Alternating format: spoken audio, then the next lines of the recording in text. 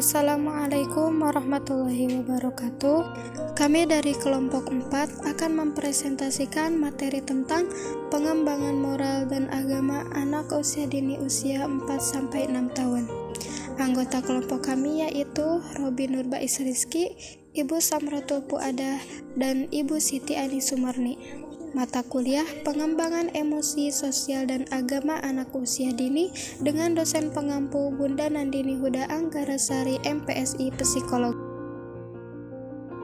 Hal-hal yang akan kami bahas dalam materi ini yaitu 1. Pengertian pengembangan moral agama. Yang kedua, aspek-aspek pengembangan moral agama. 3. Otot-otot yang mempengaruhi moral agama anak. 4. Faktor-faktor pengembangan moral agama. 5. Stimulus yang dapat meningkatkan pengembangan moral agama anak usia dini. Pengertian pengembangan bahasa anak usia dini. Menurut pendapat para pakar, dapat penulis disimpulkan perkembangan moral dan agama anak usia dini adalah suatu kemampuan untuk berinteraksi dengan tingkah laku yang baik sesuai dengan norma-norma, sehingga menimbulkan perilaku yang baik dan buruk. Anak adalah penerus generasi keluarga dan bangsa, perlu mendapatkan pendidikan yang baik sehingga potensi-potensi dirinya dapat berkembang dengan pesat, sehingga akan tumbuh menjadi manusia yang memiliki kepribadian yang tangguh dan memiliki berbagai macam kemampuan dan keterampilan yang bermanfaat. Aspek-aspek atau ciri-ciri pengembangan moral agama. Ciri-ciri perkembangan moral anak usia dini. Jen Piaget mengamati ciri-ciri perkembangan moral anak usia dini sebagai berikut. Anak 2-6 tahun mulai secara berangsur-angsur kesadaran akan peraturan, akan tetapi dia menganggap akan peraturan itu tidak suci, tidak dapat diganggu-gugat. Pelaksanaan peraturannya bersifat egosentris, artinya dia hanya menirukan apa yang dia lihat. Yang pertama yaitu mampu merasakan kasih sayang, meniru sikap, nilai dan perilaku orang lain, menghargai, memberikan dan menerima, mencoba memahami orang lain di lingkungan sekitar.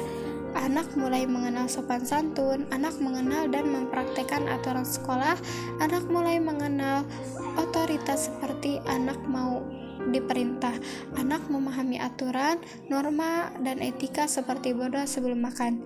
Yang selanjutnya yaitu otot-otot yang mempengaruhi pengembangan moral agama anak. Yang pertama yaitu mendengar. Proses mendengar diawali dengan suara yang ada di sekitar, berupa getaran atau gelombang, ditangkap oleh telinga bagian luar, kemudian getaran diteruskan ke seluruh telinga sehingga memberi tekanan atau pukulan pada gendang telinga. Ketika gendang telinga bergetar, maka getarannya akan diteruskan ke tulang pendengaran. Tulang pendengaran akan memperkuat getaran ini dan mengirimkannya ke telinga bagian dalam. Saat mencapai telinga bagian dalam, getaran akan diubah menjadi impuls listrik dan dikirim ke saraf pendengaran pada otak. Otak lalu akan menerjemahkan impuls ini sebagai suara. Adapun faktor-faktor yang mempengaruhi perkembangan moral. Yang pertama yaitu orang tua dan guru sebagai model. Setiap anak menjadikan orang tua sebagai contoh teladan hidupnya.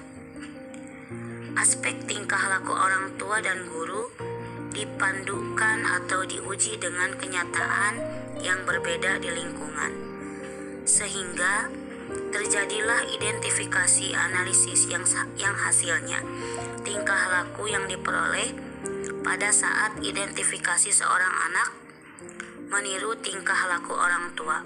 2. Perubahan dalam lingkungan. Perubahan dan kemajuan dalam berbagai bidang membawa pengeseran nilai moral serta sikap warga masyarakat. Di tengah perubahan dapat terjadi kemajuan atau kemerosotan moral. Perbedaan perilaku moral individu sebagian adalah dampak pengalaman dan pelajaran dari lingkungan nilai masyarakatnya. 3. Struktur kepribadian. Psikoanalisis menggambarkan perkembangan kepribadian termasuk moral. Dimulai dengan sistem ID selaku aspek biologis yang rasional dan tak disadari. Selanjutnya, stimulus perkembangan moral agama anak usia dini.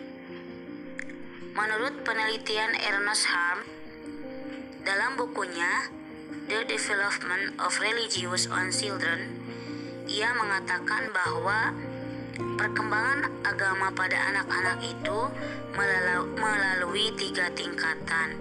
Pertama, the fairy tale stage atau tingkat dongeng.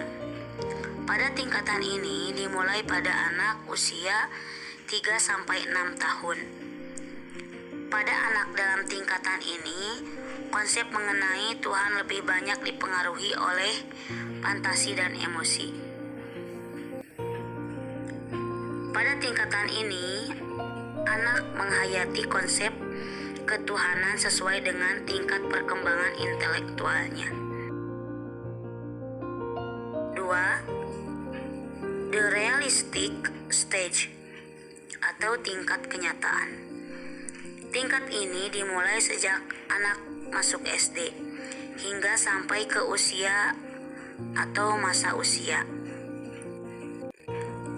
Pada masa ini, ide ketuhanan anak sudah mencerminkan konsep-konsep yang berdasarkan kepada kenyataan atau realis.